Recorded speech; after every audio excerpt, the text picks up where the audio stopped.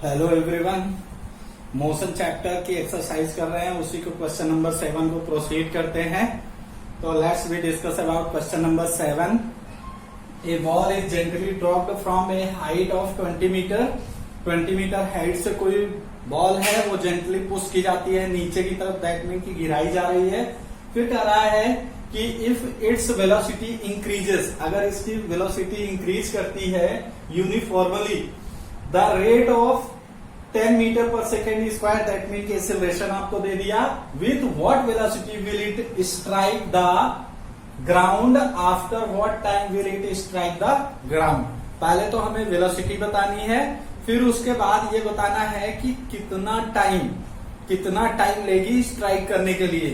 तो जैसे हमें पता है कि जैसे ही वेलोसिटी हमें निकालना होता है तो हम इक्वेशन ऑफ मोशन का थर्ड इक्वेशन यूज करते हैं, दैट मीन कि v square is equal to u square plus 2as।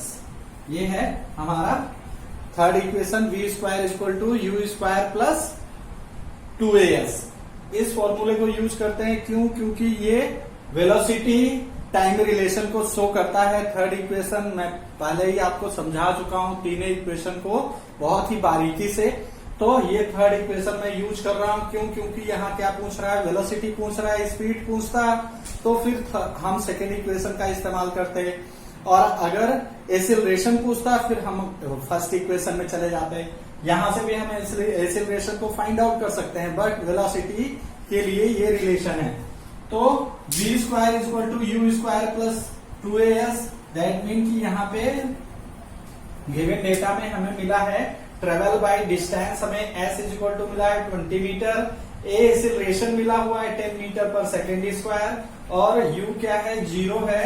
That mean कि यहाँ पे हम क्या कर देंगे, 0 पुट कर देंगे एंड 2 मल्टीप्लाइड बाय a कितना है, एक्सेलरेशन हमें मिला है गिवन डेटा में 10 metre per second square, 10 metre per second square, unit write down करते रहिए। फिर आफ्टर दैट एस है, एस हमें कितना मिल रहा है यहाँ पे 20 क्या होता है, ये मीटर है ना, 20 मीटर होता है।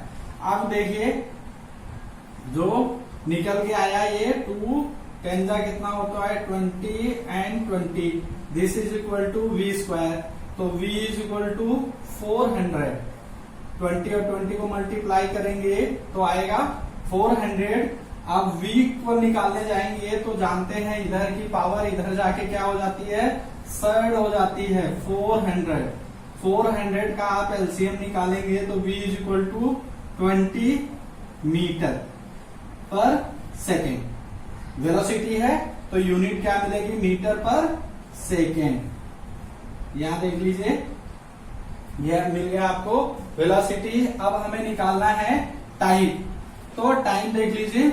अच्छा एक चीज और कि ये v is equal to under root कैसे हुआ वो आप देख सकते हो। यहाँ पे हम इजिली इसको ऐसे भी निकाल सकते हैं, जैसे मैथ में आपको मालूम है कि ये v का स्क्वायर है, दिस इज इक्वल टू इधर 20 का स्क्वायर है, बोथ साइड स्क्वायर है तो कट भी सकते हैं, तो v is equal to direct 20 आ जाएगा।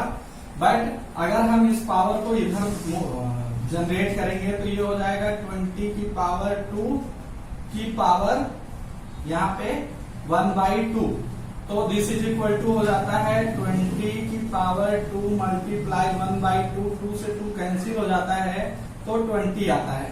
तो ये इस तरीके से सॉल्यूशन आपका होता है। अगर नहीं मालूम है तो आप इसको मालूम कर लो, क्यों? क्योंकि ये क्या है, किसी भी स्क्वायर को निकालने का इजी मेथड है, स्क्वायर आप इजीली यू कैन गेट। अब फर्स्ट हमें मिल गया, वेलोसिटी मिल गई कि वेलोसिटी, दैट मीन कि अब आंसर आप लिखेंगे कि लेट फाइनल वेलोसिटी हमने मानी थी v, तो फाइनल वेलोसिटी मिल गई आपको 20, तो 20 मीटर पर सेकेंड की वेलोसिटी से ग्राउंड पे स्ट्राइक कर रहा है, तो टाइम कितना ले रहा है। तो अकॉर्डिंग अब टाइम को निकालने के लिए हम क्या करेंगे, जो हमारा फर्स्ट रिलेशन है मोशन का, वो according to first equation of motion. तो फर्स्ट इक्वेशन ऑफ मोशन क्या है, फर्स्ट मोशन इक्वेशन क्या है बताइए? v is equal to u plus a t. तो v कितना है 20 मिल गया। u कितना है 0, इनिशियल वेलोसिटी 0 है। एक्सीलरेशन है आपका 10 मीटर और टाइम t। तो t इज इक्वल टू कितना हो गया 10t इक्वल 20 के। तो t इज इक्वल टू 20/10 के, 0 से 0, that mean t is equal to कितना आ गया 2 सेकेंड। तो 2 सेकेंड में यहाँ पे स्ट्राइक करेगा। कह रहा है ना कि after what time will it strike. तो 2 सेकेंड में ये क्या करेगा स्ट्राइक करेगा 20 मीटर पर सेकेंड वेलोसिटी से। तो अब यहाँ पे एक सपोज से छोटी सी बॉल दे रहा है, वो कह रहा है नीचे की तरफ ग्राउंड पे जाती है। तो जब ये गिरेगी, स्ट्राइक करना दैट मीन उस पे जैसे ही गिरेगी तो क्या करेगी, फिर से कुछ न कुछ जंप करेगी ही करेगी। बॉल है ऊपर से नीचे गिर रही है, तो स्ट्राइक किस वजह से स्ट्राइक करेगी, कितना टाइम लग रहा है, तो 2 सेकेंड टाइम लग रहा है और 20 मीटर पर सेकेंड वेलोसिटी से स्ट्राइक कर रही है ग्राउंड पे। अब अगला क्वेश्चन करते हैं।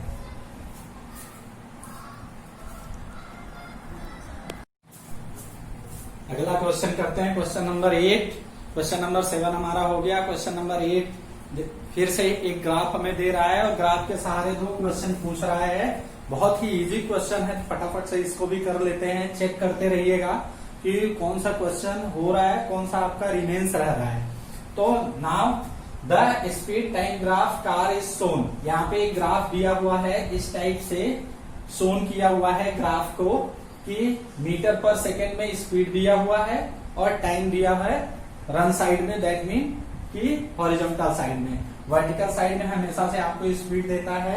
As you know that slope को ही हम क्या मानते हैं, स्पीड मानते हैं। तो यहाँ पे find out how does car travel in the first 4 second. यही आंसर आपको दे रहा है। कह रहा है कि पहले 4 सेकेंड में हमें बताइए कार कितनी चली। Said the area on the graph represented distance by car travel during the period। मैंने 4 सेकेंड है तो ग्राफ बनाइए फटाक से, और नीचे टाइम दिया हुआ है तो 4 सेकेंड से एबव साइड में देखेंगे तो ये 6 पे ऐसे टच कर रहा है। दैट मीन कि ये एरिया हमें क्या कर देनी है, शेड कर देनी है। बोल रहा है कि इस एरिया को शेड कर दीजिए। शेड कर दिया। शेड करने के बाद पूछ रहा है कि कितना फर्स्ट 4 सेकेंड में कितना डिस्टेंस ट्रेवल कर रहा है। तो the area of shaded region, जो हमने शेड किया वही क्या होगा, उसका टोटल डिस्टेंस ट्रेवल होगा अगर हम निकाल लें। The area of shaded region, तो आपको मालूम है ये 90 बन रहा है यहां से। तो 90 का क्या फॉर्मूला होता है, राइट एंगल ट्रायंगल का 1/2 बेस इंटू हाइट। तो 1/2 बेस। अब आप इसको मान लीजिए P, इसको मान लीजिए Q, ये हो गया O। तो OPQ आपका बन रहा है POQ या PQO बन रहा है ट्रायंगल। तो इस केस में आपका जो बेस है, बेस OQ मिल रहा है और हाइट आपको मिल रही है PQ, दैट मीन PQ। तो आप यहां रख दीजिए 1/2 OQ। OQ की वैल्यू कितनी है 4 और PQ की वैल्यू देखिए 6 दिया हुआ है। 2 2 जा 4। Now this is equal to 6 2 जा 12 मीटर। तो कार कितनी डिस्टेंस ट्रेवल कर रही है, यहां लिख दीजिए car travelled distance equal 12 metre. ये आपका हो गया पहला आंसर। पहला आंसर हो गया। अब बी कंडीशन में देखते हैं, बी में क्या पूछ रहा है। कह रहा है कि which part of the graph represent uniform motion of the car. आपको मालूम है कि जो स्ट्रेट लाइन शो होगी उसे ही हम क्या बोलते हैं, यूनिफॉर्म मोशन बोलते हैं। तो ध्यान से देखिए, यहां तक का एरिया क्या है, कर्व जैसा दिख रहा है। यानी 6 to 10 की तरफ, जैसे ही हम 6 से 10 की तरफ जा रहे हैं तो देख रहे हैं हमें एक स्ट्रेट लाइन मिल रही है। जब 6 से 10 की तरफ हम जा रहे हैं तो हमें टाइम 6 सेकेंड से लेके 10 सेकेंड का तक का जो समय है ये शो हो रहा है, बिल्कुल रिप्रेजेंट कर रहा है। स्ट्रेट लाइन को तो यहां लिख देंगे, कोई कहा लिखिए from 6 second to 10 second line shows uniform motion.